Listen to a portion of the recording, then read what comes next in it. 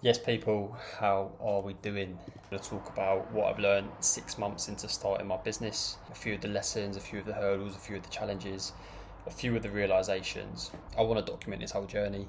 So, look, in this video, I'm probably just going to freestyle it a little bit. I don't know if these cameras are going to pick it up, but I've been at the beach this morning. I'm a little bit red. This Australian sun isn't messing about, to be honest.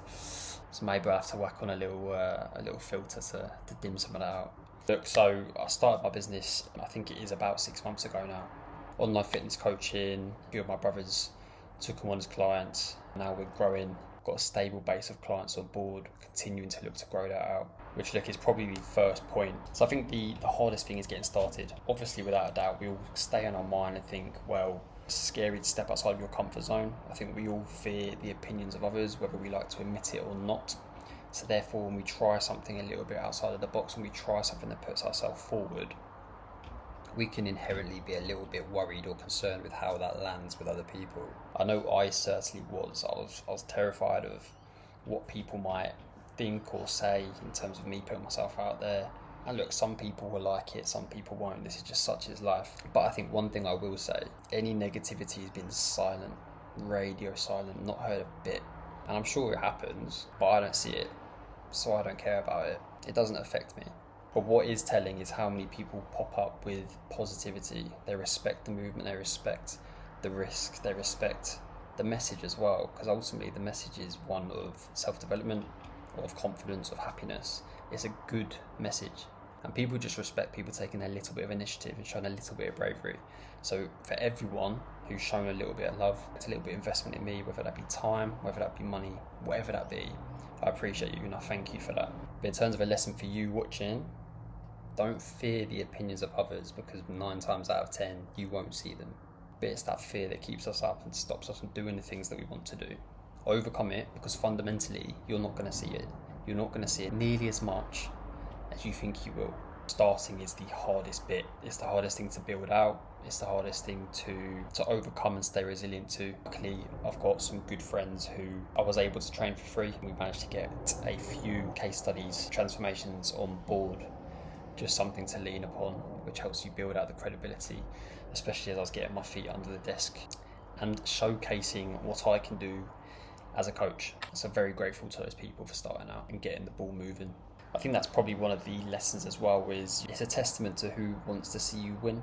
You see a lot of your friends come out of the woodwork and want to support you, and it probably surprises you how many people actually stay quiet. It's not expected, there's no entitlement to that. It's all noticed, it's all seen. But yeah, a few of the teething issues, I think, in our heads we can always be very optimistic. We can always expect the best in our heads to happen. That overnight success, that story you tell yourself, it's only going to take a little bit of time. But as a matter of fact, it's going to take way longer than you think. And I think that's actually a positive. I mean, it's a frustrating point because you're trying to balance the books and obviously you're putting out more than you're getting in, definitely at the start. And it does make you wonder about the cash flow when things are going to start coming in. I'm at a stage now, still very early days. Things are probably aggregating. So anything from now, here on out, is when I start making some money, which is good. I think a lot of the bottlenecks of my business have been sorted out, which is good. The service, the operations, the onboarding, or any information, or any documents that people can download. For example, my Foods for Fat Loss PDF, that's available in my Instagram bio. I'll put it in this bio as well. Free download. It's just a nice introduction on what foods to eat and why in order to lose fat. It's a very good introduction. I'll also soon be launching my fundamentals to fat loss and muscle gain. So look, this is going to be a very affordable solution. The intention is for this to support people who aren't yet ready for the one-to-one coaching aspect. Maybe they can't invest financially into it, or maybe they're just not at a stage where they're ready to commit full-time to that one-to-one aspect. That's coming out soon. That's going to be a very nice bridge between the free PDF and the coaching, and it will allow you to make good progress on your own, and hopefully that's all you need. But otherwise it can bridge that gap. And then if you need more support, of course, the options are there as well. I think as well, when you start your own business, one of the things that I've noticed is how encapsulating it can be. And this is a good thing, I think, but it can work in two ways. There's two sides of the same coin. So on one hand, you're excited every single day to work towards this goal, to improve, to progress, to demonstrate value, to talk to clients, to talk to prospects, to build out your proposition, your systems, to build out your products. All of these exciting elements. Of course, then there's sales, of course, then there's revenue, of course, then there's onboarding. There's all these exciting elements of the business. You know, that purpose and that passion, it becomes very, very apparent. That's one of the things that I've loved, absolutely loved. Wouldn't go back on it. And I think when you have that feeling, it's hard to go back to anything else. Because every day you're living towards your dream, you're progressing towards your own dreams. And that's really purposeful. I think on the flip side, you know, the late nights, the doubts, the waking up at night thinking, am I making the right decision? All these types of things, you're balancing the books, the income, those are stressful. Those are not back of the mind thoughts, those are very front of the mind. And I think a very relevant point for me at the minute is how I can separate my message and my mission from any of these fears, worries or stresses, because you don't want the two to merge, because then that intensity gets replaced with desperation. That passion and enjoyment gets replaced with worry and fear, anxiety. You don't want any of that. So in separating the two, you can keep your message clear. Also on the other side, you know, these late nights, these worries, it keeps you alert, it keeps your feet on the ground, because you have to work every day towards something. You need to grow it. It's nice to have a business, but it needs to make money. It needs to pay the bills. So those worries sometimes have a purpose to keep you on your toes, to keep things working and moving. So it's mind management. Really important skill, and it's difficult to master. But like I say, so far for me, that's been a pressure that I've really enjoyed.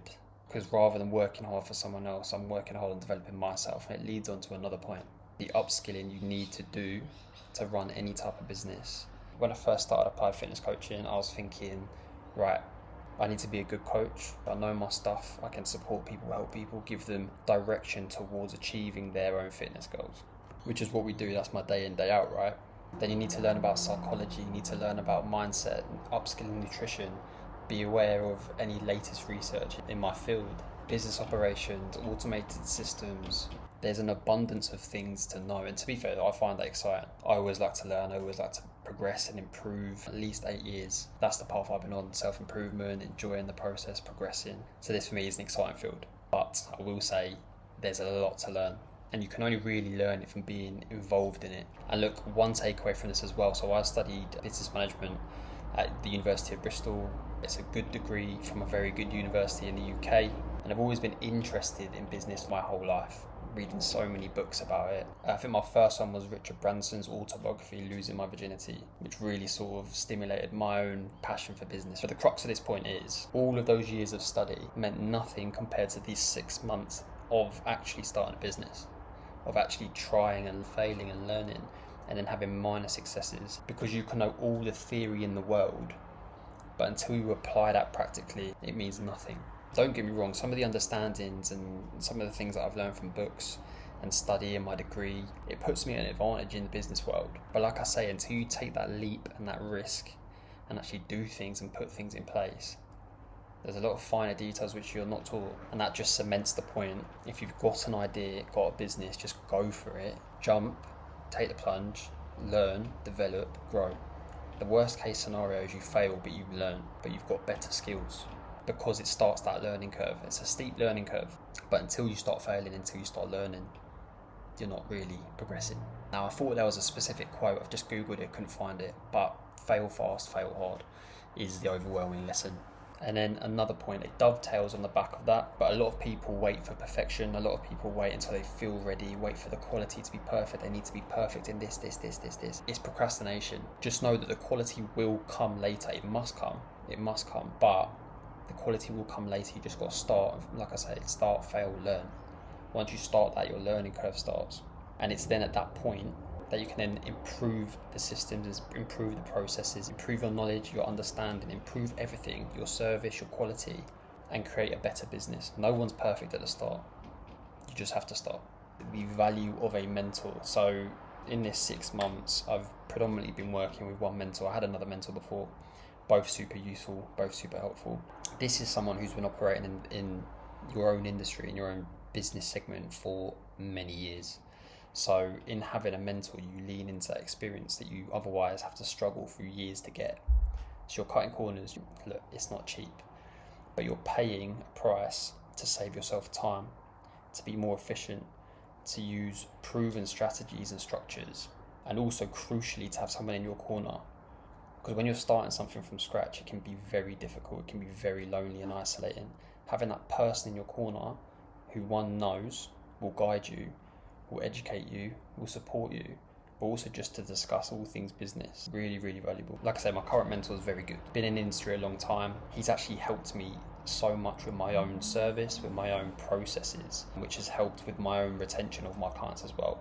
So there's one thing to get clients in. You need to increase the retention of your client base in order to actually grow sustainable income. So aside from the systems and the processes and the build out of all of that stuff that he's helped me with, some of the aspects of my service and the service quality improvements that he's allowed me to get in my place, absolutely invaluable. Because I know mentorship can get a little bit of a bad reputation at times. If you pick the right one, it will save you years. Since starting this business, you have to grow up. You have to grow up. I'm the front end and the back end of the business, so what people see is how they judge my business. Colin, what would you think? What would I think if I saw the same thing? I'm going to invest money into a business, but the front end of that business doesn't look very serious. What am I going to think? And to be fair, I've taken that in my stride. I've absolutely enjoyed that part of it. Maturing entirely, but also being humble enough to know that there's serious improvements that need to be made across the board. Going back to one of my earlier points, so many aspects and areas to improve in, so many aspects and areas that you're not good in. Because when you can be good in a corporate job or good in education, that's one aspect, often one aspect out of many. You need to grow in every area. And then there's other mindset shifts in terms of attracting money rather than chasing it. And I think I spoke about that before. In terms of the desperation aspect, you can't be desperate. You need to separate the anxiety and the fear from your business and your mission. When you start merging the two, you're chasing. When you start chasing your own tail, it's not a good position to be in. There's a lot of psychology behind success. When you feel like you're chasing your tail, when the stress hits, you're going to have a difficult time recouping any lost ground. Resilience and that self-belief aspect, that mindset shift is paramount.